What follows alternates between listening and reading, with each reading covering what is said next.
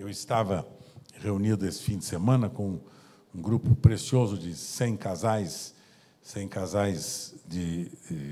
lá em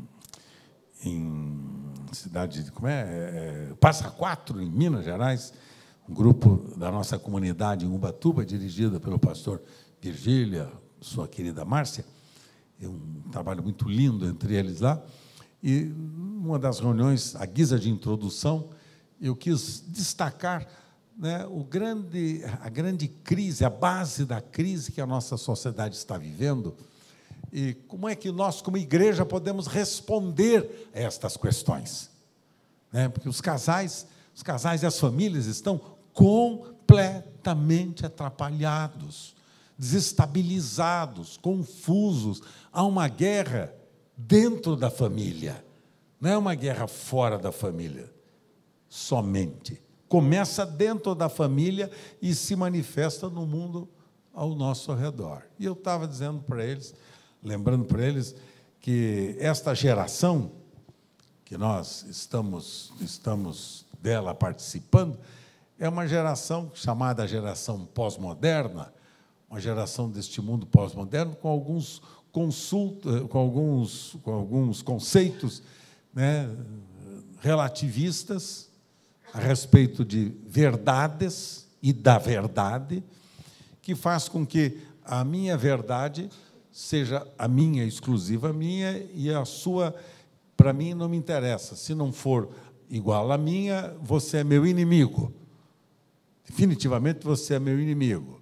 Ou então, por ser meu inimigo, a melhor coisa que eu faço é tirar você definitivamente da minha frente, de qualquer modo.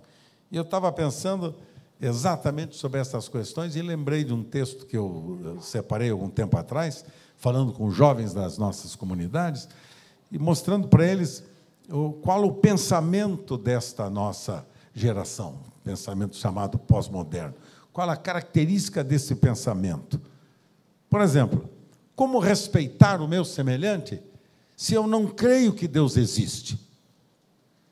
Porque esta geração pós-moderna tirou Deus da história, tirou Deus da vida humana, tirou Deus do contexto da nossa sociedade.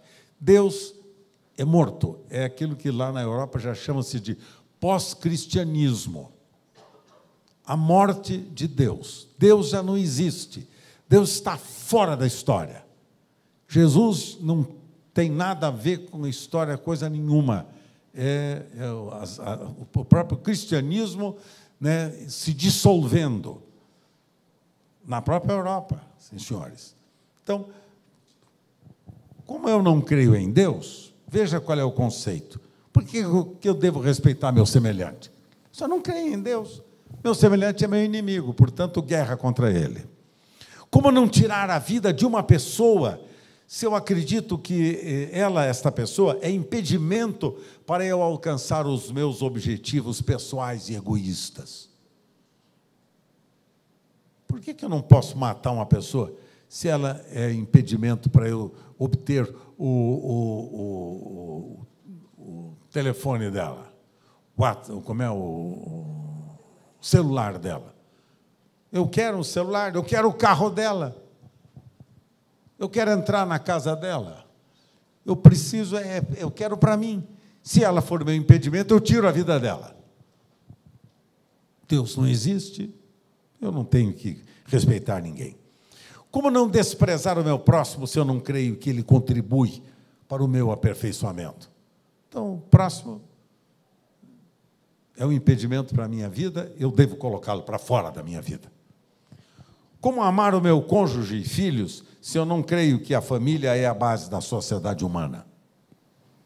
Por que eu tenho que amar a minha esposa, o meu marido, os meus filhos, se eu não creio que este modelo de família é a base desta sociedade humana? Eu não creio nisso.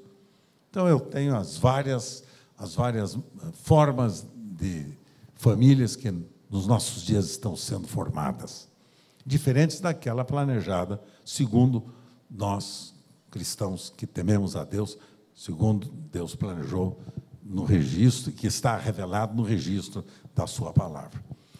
Como desfrutar de unidade conjugal se eu não creio que a família é um modelo que eu devo honrar? Como honrar pai e mãe se eu não creio que há uma promessa de Deus para quem cumpra isto? Tem que honrar nada. Pai e mãe, cada um cuida da sua vida.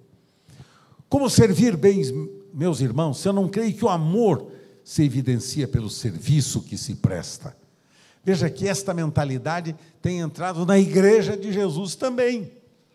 Tem afetado os valores da igreja sutil e gradativamente. Como não explorar os meus semelhantes se eu não acredito que eles foram criados à imagem de Deus? Como honrar patrões se eu não creio que eles são instrumentos de Deus para me abençoar? Como tratar e pagar bem meus funcionários se eu não creio que eles trabalham para o meu crescimento? Como obedecer às leis se eu não acredito que elas são importantes para a minha segurança e para o meu bem-estar?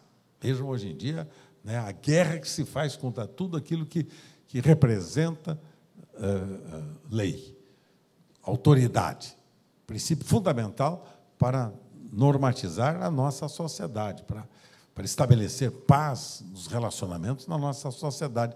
São as leis que devem reger, né, os limites da nossa atuação enquanto seres humanos.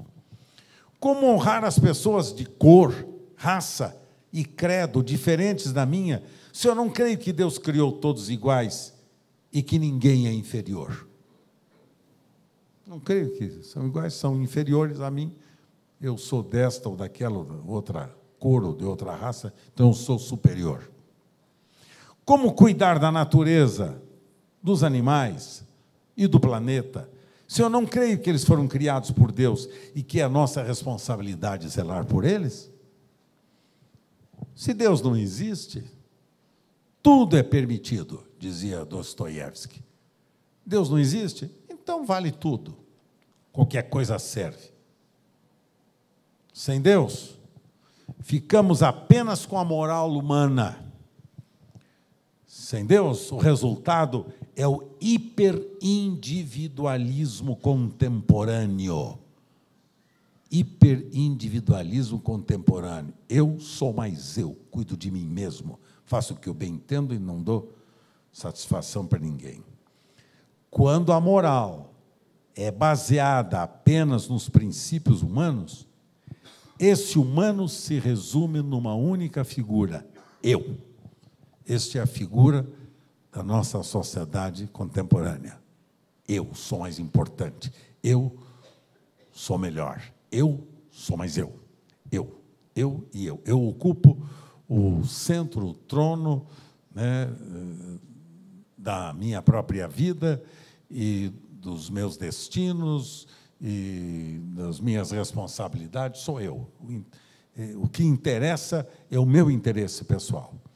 Infelizmente, estes dias que vivemos são dias que a nossa sociedade vive este tipo de crise existencial, dramática. E nós, como Igreja de Jesus, eu estou pensando e preocupado de saber, e nós, como Igreja de Jesus, como é que estamos respondendo a estas questões? E nós, como Igreja de Jesus, qual é a resposta que temos? Qual a proposta que oferecemos para o homem dos nossos dias?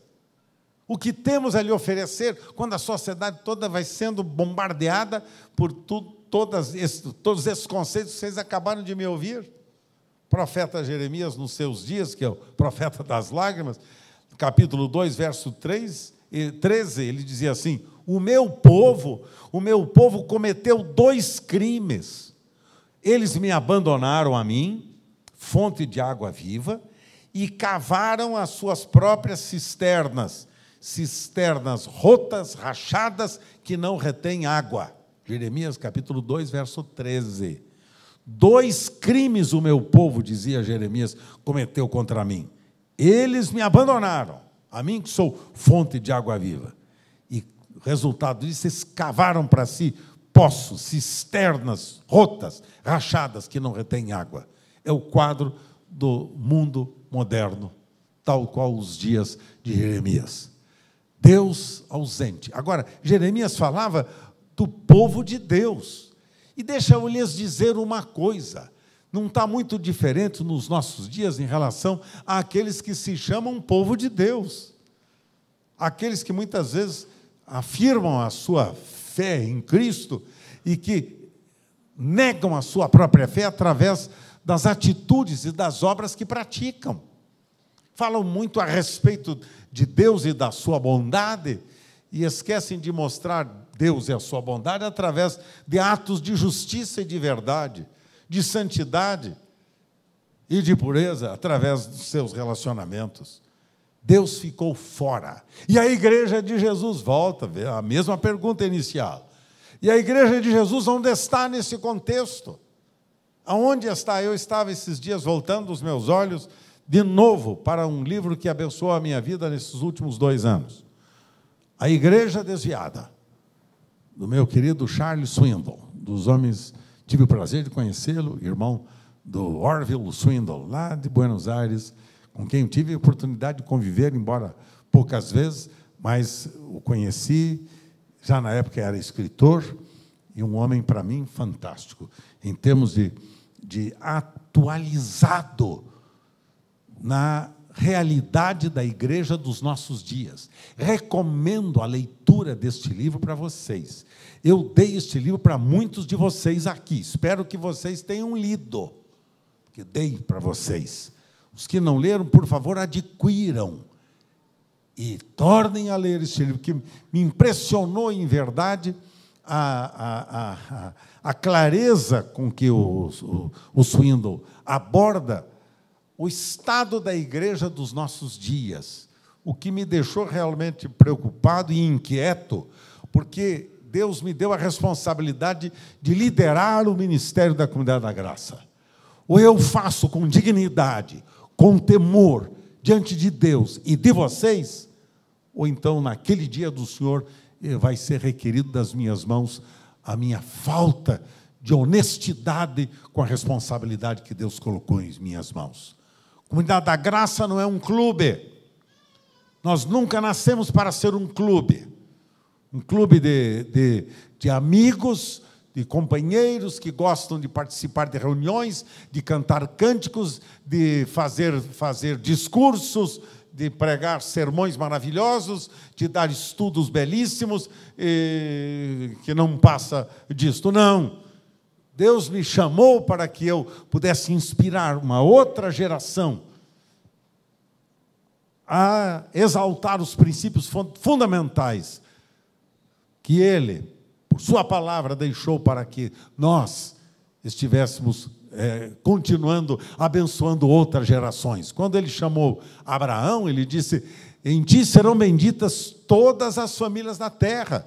Portanto, reúna, dizia ele, a tua família, reúna a tua casa, reúna os teus filhos, fale com eles, trabalhe com eles, ensine aos teus filhos, prepare os teus filhos, organize a sua família, em outras palavras, organize o seu ministério, organize a sua igreja, organize todos quantos estão debaixo da sua responsabilidade, porque você vai abençoar nações, você vai fazer diferença entre as nações. E a minha preocupação nesses dias é ver a sutileza como o diabo tem trabalhado no seio do cristianismo. Sutileza. Há coisas que vão sendo hoje em dia consideradas como comuns. Como diz o Swindoll no seu livro, estamos conhecendo a igreja de hoje, sabe como? Pelas nossas festas de casamento, pelas nossas festas de aniversário. Swindoll diz no livro. Festa de aniversário, se conhece? Sim, senhores. Festas de casamento de aniversário, hoje em dia, são tudo menos celebração de aliança. Tudo. Menos celebração. Como disse um amigo meu, ficou espantado quando ele estava fazendo o casamento. Aí, na hora de trazerem aliança, que sempre traz aliança, as crianças, como as daminhas, companhia que traz aliança, na hora de trazer a aliança, entrou um cachorrinho conduzindo na boca as alianças para trazer as alianças para o noivo e para a noiva. Esse amigo meu disse que ele ficou tão sem graça, ele não sabia o que fazer. Outro, quando menos esperou, estava lá a carruagem da Bela, não, como é? Da Cinderela, carruagem da Cinderela que desceu com a noiva. Sabe, nós estamos fazendo palhaçada. Fazendo palhaçada. Casamento virou palhaçada. Casamento virou palhaçada. Festas de aniversário viraram palhaçada. Pouco tempo atrás, quase que introduzimos algumas das nossas celebrações, né, de encontros de família, encontros de casais, quase que introduzimos o baile. Baile à fantasia. Vocês estão dizendo para mim, pastor, mas isso tudo que tem? É moderno. É moderno. Leia o livro do meu amigo Swindoll. Deixa eu ler para vocês uma coisinha que eu achei fantástico dele. Disse ele: lembro-me de um episódio, quando eu tinha 10 anos de idade, em que meu avô me levou para fora e disse: todo ano o penhasco diminui um pouco e se desgasta. Venha, quero mostrar para você esse penhasco. Ele usou uma palavra que eu nunca ouvira antes.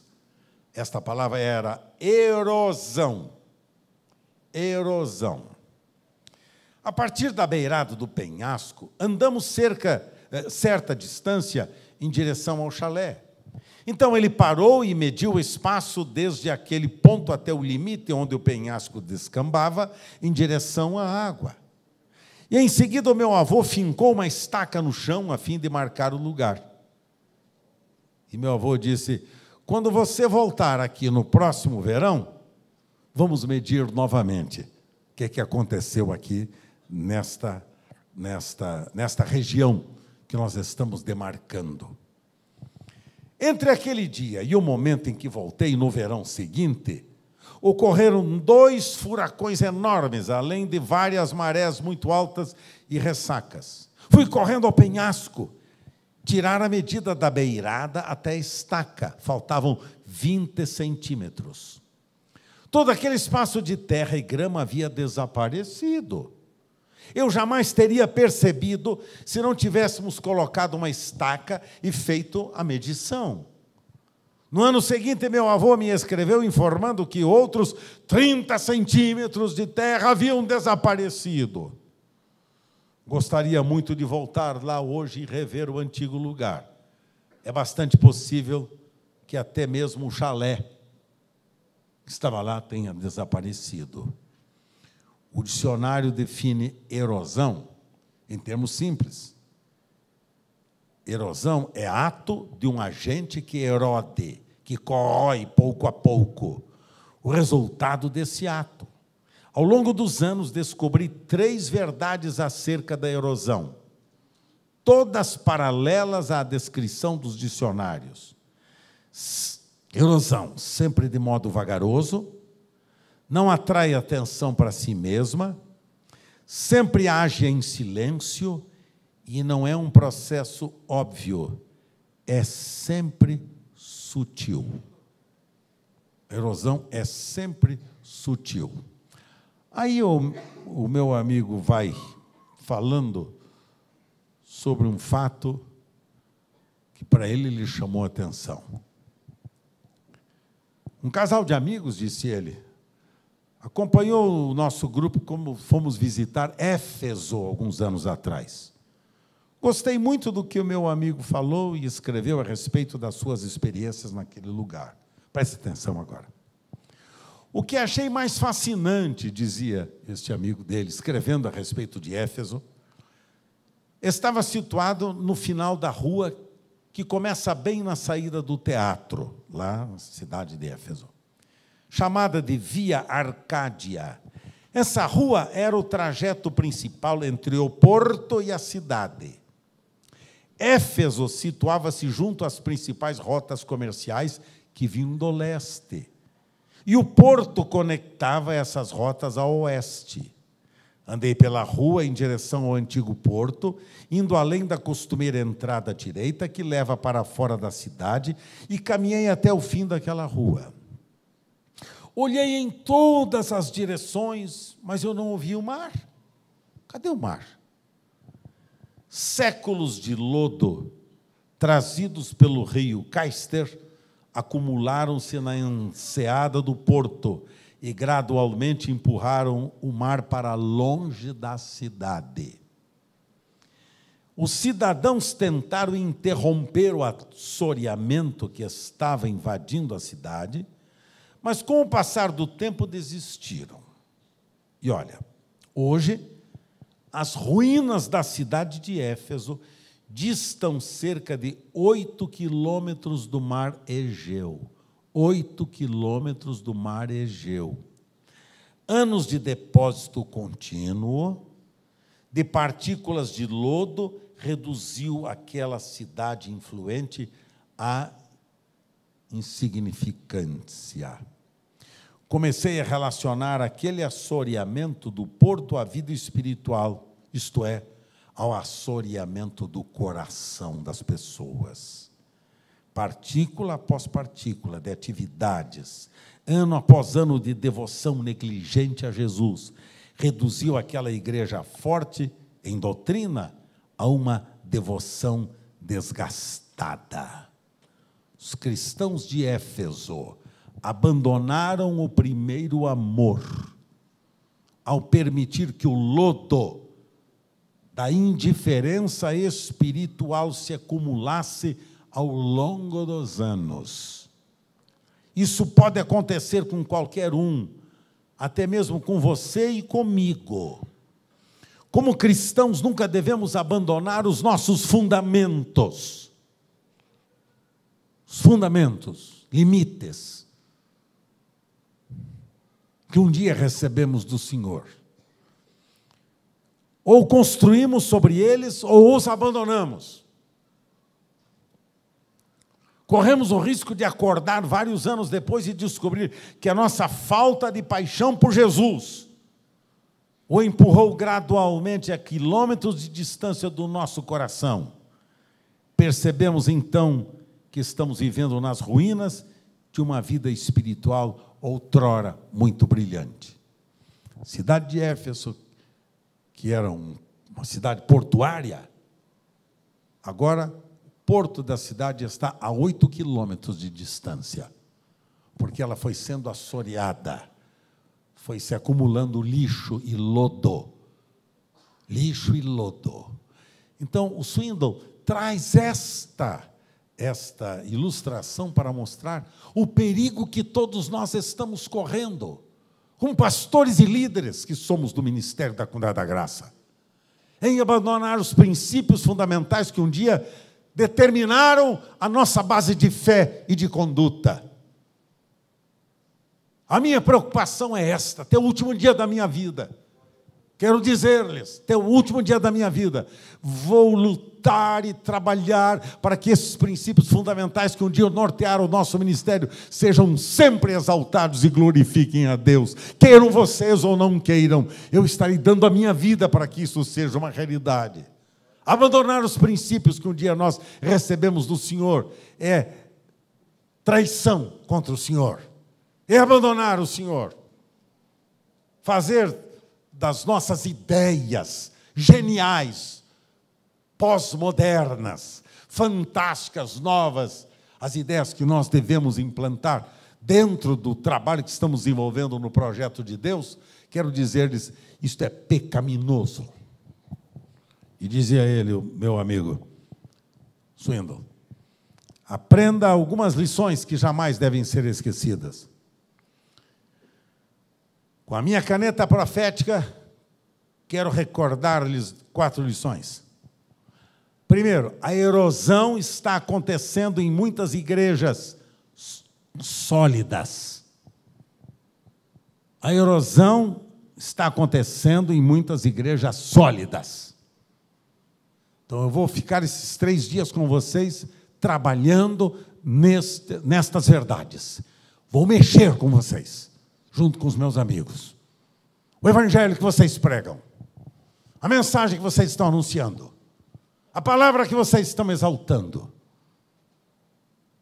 a visão relacionada com o evangelismo e o discipulado. Formar discípulos é a base de toda a estrutura ministerial que, de fato, preza a revelação das verdades do reino de Deus.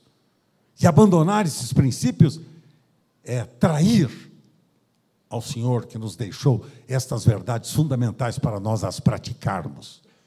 Preocupado. Que evangelho estamos pregando nos nossos púlpitos? Que mensagem estamos anunciando? Temos convertidos, nascidos de Deus, ou temos apenas amigos que gostaram do nosso ambiente sedutor, que estimula muito as nossas regras, agora, de novidades que chegaram até nós? Muitas luzes, muito som, muita música, muita dança. Aprendemos, como eu disse, escrevendo há pouco tempo atrás, aprendemos sim como igreja a cantar e a dançar, mas abandonamos a comunhão com Deus, abandonamos a palavra de Deus, abandonamos a oração, e o resultado nós estamos colhendo. Uma igreja mais parecida com o mundanismo deificado do que qualquer outra coisa, mais um clube de bom entretenimento e divertimento, que não tem nada a ver com o reino de Deus. Essas são verdades que o Espírito do Senhor tem trazido ao meu coração. Fazer um ministério sem o Espírito Santo? Loucura! Vou falar-lhes a respeito disso amanhã. O Espírito Santo tem sido colocado em última instância. É só ver a nossa vida de oração. É só ver o nosso tempo com Deus. É só observar o nosso nível de intimidade com o Senhor. Pastores não gastam mais do que 5 minutos diários de oração. Sabiam disso? Esta é a média da vida de oração de pastores. Pastor amigo meu começou um trabalho aqui no interior de São Paulo. Que cidade mesmo ali que ele está? Marília. Como é o nome dele? Domingos Jardim. Marília. Começou lá. Ele fez um compromisso com a igreja. Compromisso com a igreja. Dízimo do dia separado para a oração. 2h40 diários de oração. Júnior esteve lá com o Domingos. Se eu estiver exagerando, Júnior, você me fala. Esteve lá esses dias. O Evangelho de Jesus sendo pregado na cidade. Há um alvoroço na cidade. A mensagem do Evangelho sendo proclamada, multidões se convertendo, a igreja crescendo, multiplicando-se. As igrejas entre nós que mais crescem são as igrejas cujos pastores oram. Os pastores têm vida com Deus, têm intimidade com o Senhor. Deixa eu dizer-lhes isto, meus amados. O ministério que mais prospera não é o ministério que tem melhores programas, melhores reuniões, mais bonitas reuniões ou melhores grupos musicais. Não, senhores. As igrejas nossas que mais crescem são que os pastores levam a sério sua vida com Deus. Estão lá, 7h da manhã, 6h da manhã, convocando o povo todo para oração em busca de Deus. Está lá o meu amigo de Marília, evangelizando a cidade, explodindo e multiplicando-se em várias comunidades ao redor da cidade. Há pastores, infelizmente, que estão desanimados, achando que não dá certo. Sabe por quê?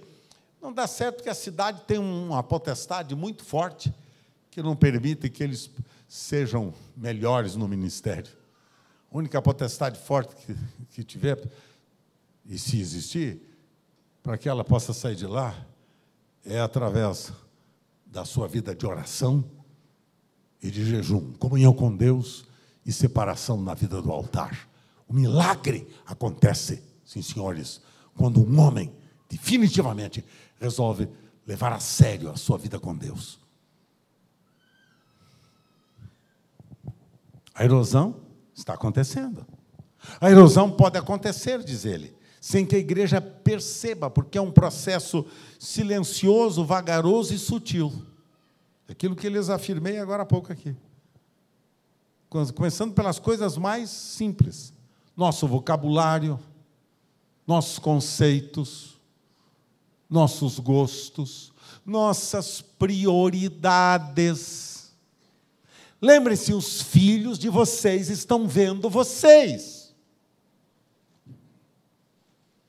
Os filhos de vocês serão piores que vocês. Deixa eu dizer-lhes isto. Por amor a vocês. Vocês querem filhos, discípulos? Pastora Sueli falará isso amanhã. Prioridade do discipulado. Qual é?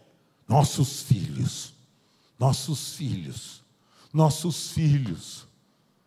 Não são o grupo da igreja local. Esses, claro, têm o seu lugar.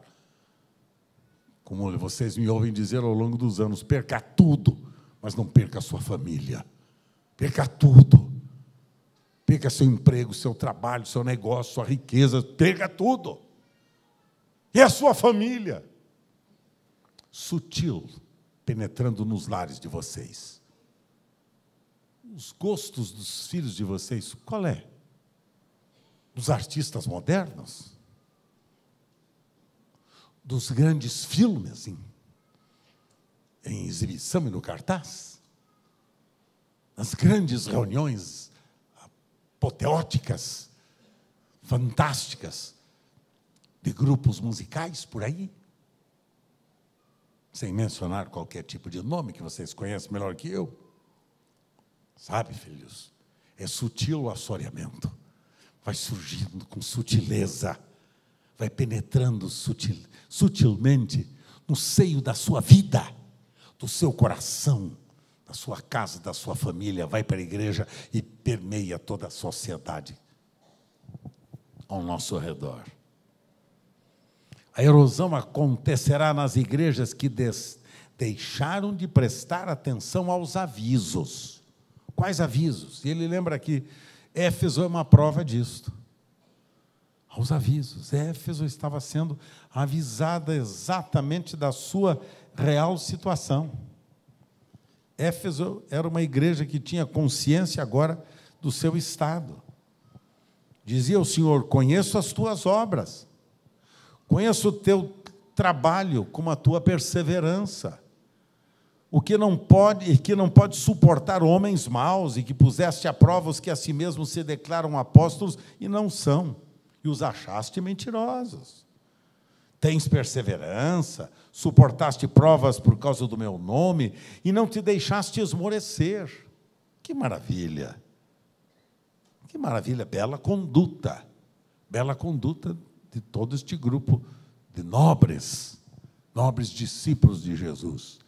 E ele está dizendo-lhes agora: tenho, porém, contra ti que abandonaste teu primeiro amor. O que é abandonar o primeiro amor?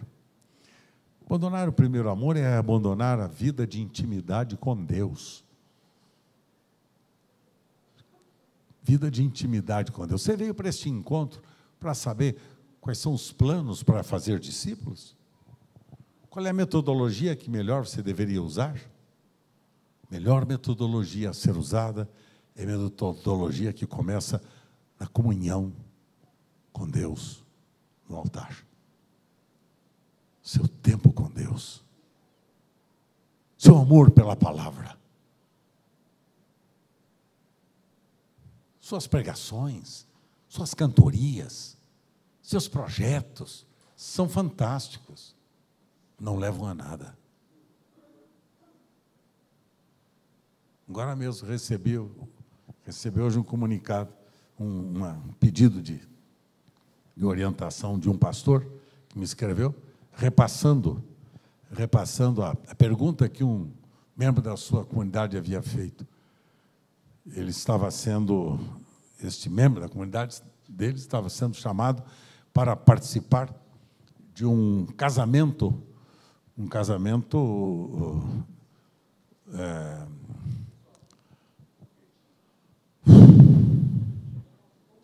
homoafetivo.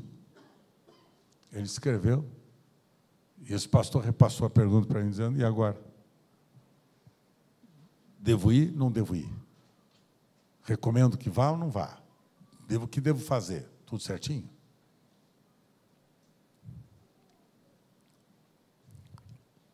Me pegou num dia ruim. Um dia ruim. Já estava com o terçol mesmo na vista direita, só estava olhando com a esquerda. Um dia ruim. Eu disse, para mim é triste saber que a opinião do mundo sem Deus, eu devo respeitá-la. Mas o mundo sem Deus não respeita a minha opinião como cristão. Sem condenar ninguém, foi o que eu disse para esse pastor, sem condenar ninguém, sem humilhar ninguém, sem falar mal de ninguém, sem questionar a fé de ninguém, só diga: a minha fé, a minha concepção, meu entendimento sobre isso não me permite participar de uma aliança como esta. Obrigado, amo você, Deus te abençoe. Não vou. Porque eu tenho que respeitar uma opinião que agride as Escrituras e a palavra de Deus, e as pessoas não podem respeitar a minha opinião, que honra a palavra de Deus. Sabe por que não? Porque eles não creem que Deus existe. Não creem que Deus é o que constituiu a família. Não creem que Deus é o responsável pelo estabelecimento de uma família organizada por um homem e por uma mulher, criados à imagem e semelhança de Deus. Então eu disse para esse pastor: diga com muito amor e carinho, com respeito: desculpe, eu não posso participar, porque contraria meu entendimento e a minha fé.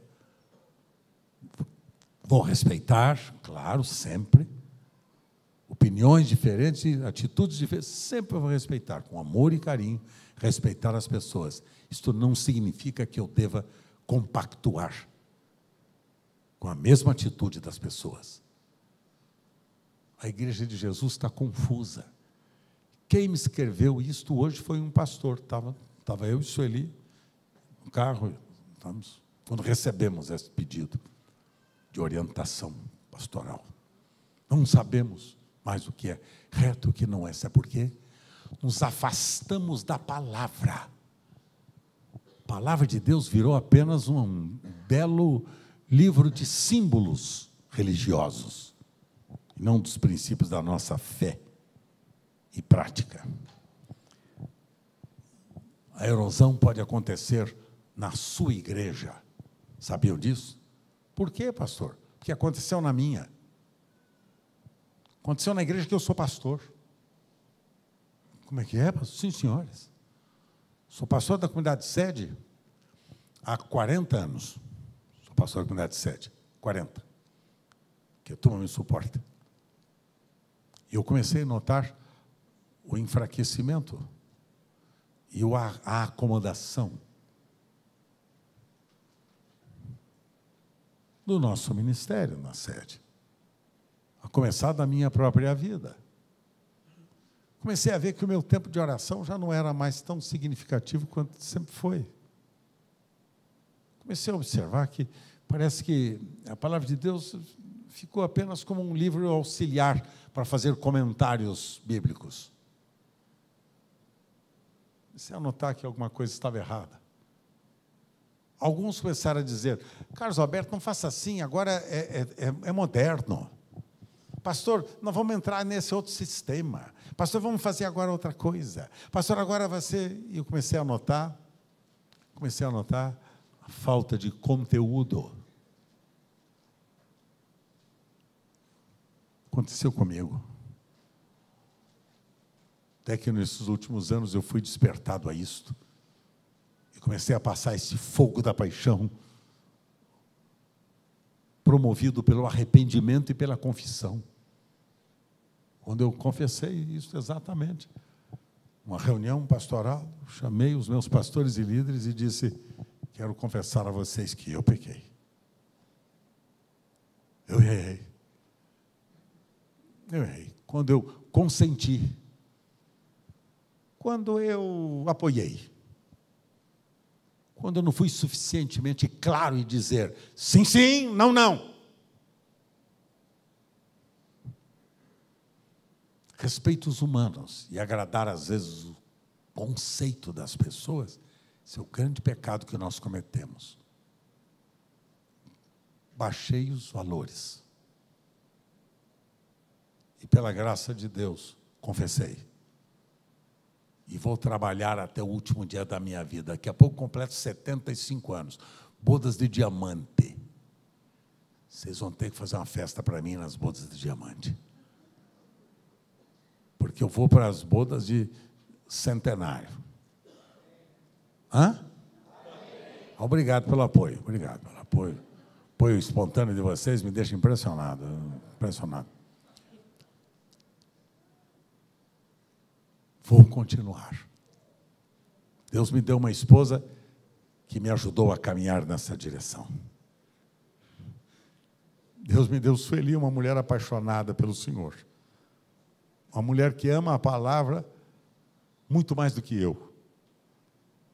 Que me desafia mais do que eu. Uma mulher que ora mais do que eu. Sabia disto? Claro, eu tenho muitas tarefas. Sueli não tem tarefas. Mentira. Tem, às vezes, mais do que eu. É só buscar a Deus. Quis estudar a palavra. Foi fazer um curso à distância, um curso de teologia à distância, aos 71 anos de idade. E eu falei para ela: para com isso, vamos passear. Não.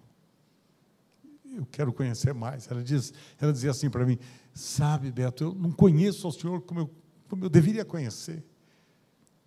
Eu preciso conhecer melhor a Deus. E ela liga o bendito dispositivo do EAD, escola à distância. Ela liga em tom bem alto, para que ouça-se toda a casa.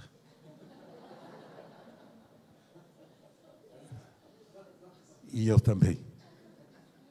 Eu também. As aulas que ela recebe essas aulas e recebe com o coração apaixonado. Ela encerra a aula, vem correndo para mim, com lágrimas nos olhos, e diz: olha o que eu aprendi, olha o que eu estou vendo, olha o desafio, olha o que eu estou entendendo. Olha, eu fico desesperado. Porque, afinal de contas, o pastor sou eu. Quem deveria ensinar ela sou eu. Por que eu estou dizendo isso? Ela não pediu para eu dizer isso para você. Pelo contrário, ela deve estar me reprovando. Mas eu estou dizendo isso para vocês, sabe por quê? Porque a mulher sábia edifica o seu lar. Sabe por que pastores são tão preguiçosos? Que as mulheres são piores do que ele. Os pastores não se motivam porque vê a sua esposa não ter motivação nenhuma para o tempo com Deus. E eles também não têm interesse. Que eles pensam: eu sou melhor do que elas mesmo. Pastores não se motivam porque não veem suas esposas motivadas no conhecimento da palavra, no amor pela palavra. Hoje ela estava reclamando, ficou indignada hoje. Porque hoje foi dia de prova do curso dela. Foi dia de prova. E ela fez a prova e eram 50 minutos de prova. Lá pelas tantas, quando deu 30 minutos, houve um corte na rede, caiu a rede, e a prova foi embora, e perdeu a prova. Perdeu a prova, daqui a pouco veio a nota dela. Qual foi a sua nota? 8. Veio a nota dela, 8. Ela ligou para lá e falou: eu não aceito. Não aceito, porque eu só fiz 30 minutos de prova, caiu a rede, eu queria 50, eu quero os outros 20 minutos que me faltaram, eu preciso... Foi assim que ela falou para nós hoje, não foi o Gustavo? O Gustavinho ouviu a conversa dela com ele hoje. Que quando ela começa a falar, eu me desligo, entendeu, Gustavinho? Para não me sentir mais culpado. Aí ela ligou e disse, não, senhores, está me faltando mais 20 minutos, e eu quero... Caiu a rede. Aí o pessoal lá do curso, lá de Florianópolis, lá de Santa Catarina, os americanos lá, mandaram para ela o restante da prova. Aí ela fez a prova, mandou para lá a prova. Hoje, que ela tinha que vir para cá, não podia ser amanhã, nem depois. Hoje, fez a prova, a nota chegou 9,8. O Ru é. Você vai ver o Ru.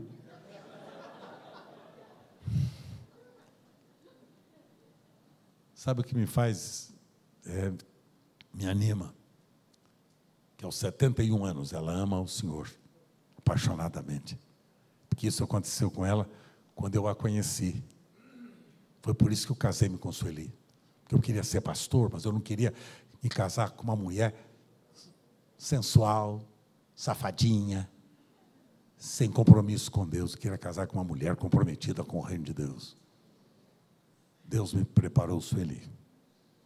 Me deu esta preciosa companheira de ministério, que me ajudou a ver que a nossa igreja estava em assoreamento e que nós precisávamos mudar de atitude e consertar algumas das nossas atividades e mudar alguns dos nossos conceitos. A mulher sábia edifica o seu lar, e a mulher tola destrói com as mãos. Se a senhora não ama o Senhor, realmente seu marido vai ficar desprovido de alguém que pode ajudá-lo melhor.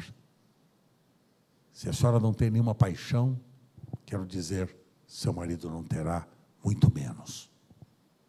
Queria deixar com vocês esse desafio hoje à noite. Tenho, porém, contra ti, que abandonaste o teu primeiro amor. E aí, então, o desafio do Senhor é este. Diz o Senhor, lembra-te, pois, de onde caíste. Arrepende-te. Volta à prática das primeiras obras. E se não, venho a ti e moverei o seu lugar, do seu lugar o teu candeeiro, caso não te arrependas. Caso não te arrependas, vou tirar você da liderança pastoral. Há pastores que já perderam a sua igreja. Sabiam disso? Mesmo sendo pastores de igrejas. Já perderam. Que já não tem mais nenhuma influência. Não tem mais nem o que ensinar, o que pregar. Não tem nada que falar.